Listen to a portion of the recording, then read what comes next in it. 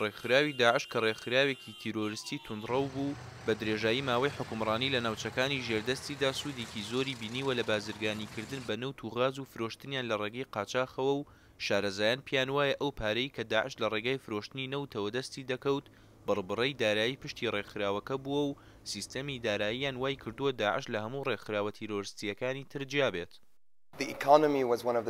ئابووری یان دارایی یەکێک بوو لە پاڵنەرەکانی دەوڵەتی ئیسلامی.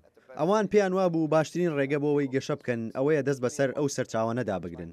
ئەوە زۆر گرنگ بوو بۆیان چونکە ئەوان یانویست ئەو وێنەیە پیشانی خەڵک بدەن کەوان نەکتەنها لە ڕووی توندوتیژیەوە بەهێزن بەڵکو لە ڕووی دارایی و پارەشەوە وجودیان هەیە.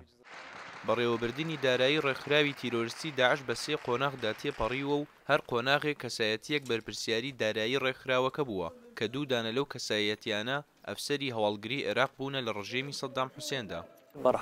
قۆناغی نیسانی 2013 بۆ ئایاری 2015 ئەبوو ئوسامەی تونوسی بەڕێوەبەری دارایی بووە لەم قۆناغەدا بەدەستی هێزەکانی ئەمریکا لە ڕۆژهەڵاتی سووریادا کوژرا.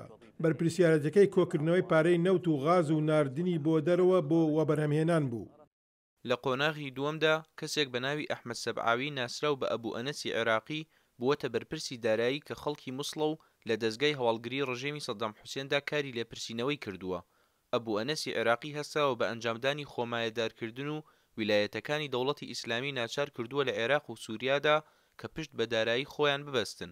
ئەم کەسایەتیە لە سەرەتای ساڵی 2017دا لە دەیرزووری ڕۆژهەڵاتی سووریا لەلایەن هێزەکانی ئەمریکاوە کوژرا. دواتر ئەبوو عەلی شایب ناسراو بە نوعمان نوعێمی شوێنی گرتەوە کە ئەویش بەرپرسی هەواڵگری بووە لە ڕژێمی سەدام حوسێندا و لە نێو داعشدا توانیوێتی پەیوەندی ناوە و دەرەوەی ڕێکخراوەکە بە یەکەوە ببەستێتەوە لە چوارچێوەی دیوانی بەیتولمالی ناوخۆیی ڕێکخراوەکە، بەڵام ئەویش لە ساڵی 2017دا کوژرا. هەتاکو ئێستاش ئەم ڕێکخراوە تۆڕی ئالۆزی هەیە لە گواستنەوە و وەبەرهێمێنان و قاچاغ و سیپیکردنەوەی پارەدا. وەک ئەندام پەرلەمانێکی هەرێمی کوردستانی عێراق ئاماژەی پێدەکات ڕێکخراوەکە سەرکەوتوو بۆ لەوەی پەیوەندی بازرگانی لەگەڵ دەرەوەدا دروست بکات و پێداویستیەکانی لێوە بەدەست بهێنێت. داعش لە ماوەی ڕابردووە کۆمەڵی کێڵگەی نەوتی بەدەسەوە بووە و بێگومان ئەو نەوتەی بەرەمێنا و فرۆشتوێتی جاش بەشێکی لە ڕێگای تورکیاوە بێت یا لە فترێکی زەمەنیا لەگەڵ کۆمەڵێک بازرگانە لە هەرێمی کوردستان کۆنتاکتیان کردووە. مەسادری دارایی داعش نەوت بووە.